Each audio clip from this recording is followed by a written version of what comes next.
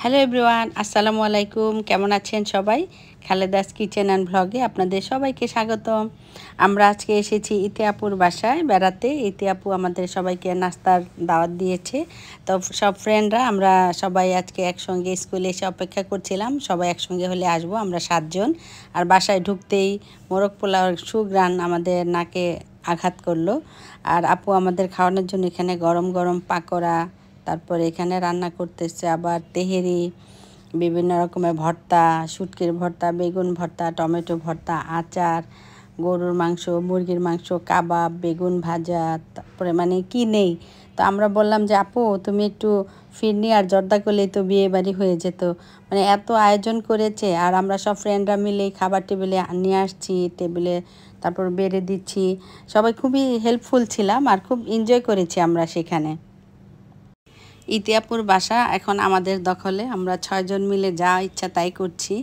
নীলা আপু খাবার বেড়ে দিচ্ছে, তারপর আমরা সবাই মিলেমিশে টেবিলে নিয়ে আসছি।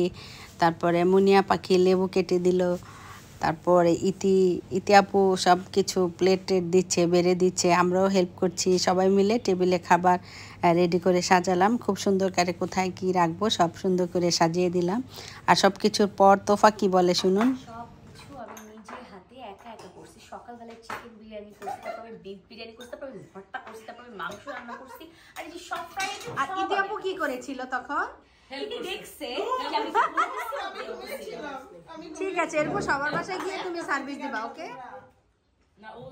আসলে ফ্রেন্ডরা মনে হয় এমনই, সবাই একসঙ্গে হওয়ার পর খুবই আনন্দ হলো। আর টেবিলে আমরা সবাই একসঙ্গেই খেতে বসলাম, খাচ্ছি আর গল্প করছি। আর খেতে খেতে আপুর বাসার চারপাশে অনেক সুন্দর গ্রিন দেখা যায় ডাইনিং টেবিল থেকেই, খুবই ভালো লাগছে অনেক দূর পর্যন্ত। তারপর আপু আবার চা তৈরি করে দিল আমাদের জন্য, তো আমরা চা খাচ্ছি, গল্প করছি। তো আপু বলল যে আমার ছাদ বাগান আছে, ছাদে যাবেন কিনা। পরে আমরা বললাম চলেন যাই ছাদে। তো তারপর ছাদে গেলাম। আপুর ছাদ বাগান অনেক সুন্দর, এখানে অনেক শাকসবজি লাগিয়েছে আর অনেক বড় ছাদ, খুবই সুন্দর গাছ সব কিছু লাগিয়েছে। আমি ঘুরে ঘুরে দেখলাম, আমার গাছ লাগাতে অনেক ভালো লাগে, দেখতেও ভালো লাগে।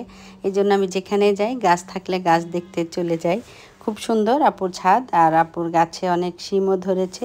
আপু আমাদের জন্য গাছ থেকে শিম পেড়ে দিল, যে আমরা সবাই যাতে নিয়ে আসি। আপু আমাদের সবার জন্য আর এখানে পাকা ধুন্দুল দিল, কেউ লাগালে যদি বাসায় এনে লাগায়।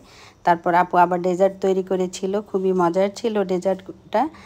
তারপরে আবার আমাদের জন্য আপু সবাইকে একটা করে হেজাব গিফট করেছে। থ্যাংক ইউ ইতি আপু। আমি নিয়েছিলাম মেরুন কালার, আজকে আমাদের ড্রেস কোড ছিল মেরুন, কিন্তু আমি মানে বুঝতে ভুল করাতে আমি ইয়েলো পরে এসেছি।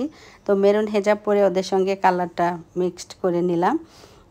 তো যাই হোক, আজকে অনেক আনন্দ করেছি ইতি আপুর বাসায়। ধন্যবাদ ইতি আপু, এত মজার মজার খাবার রান্না করে খাওয়ানোর জন্য, আমাদের দাওয়াত দেওয়ার জন্য, এত আনন্দ দেওয়ার জন্য। মহান আল্লাহ তাআলা তোমাকে অনেক ভালো রাখুক, আমাদের এই বন্ডিংও যেন আল্লাহ তাআলা ভালো রাখে, আমরা যেন আমাদের সন্তানদের সুসন্তান হিসেবে তৈরি করতে পারি। সবাই সবারকে সহযোগিতা করব, আর আমাদের এই বন্ডিং যেন আল্লাহ ভালো রাখে।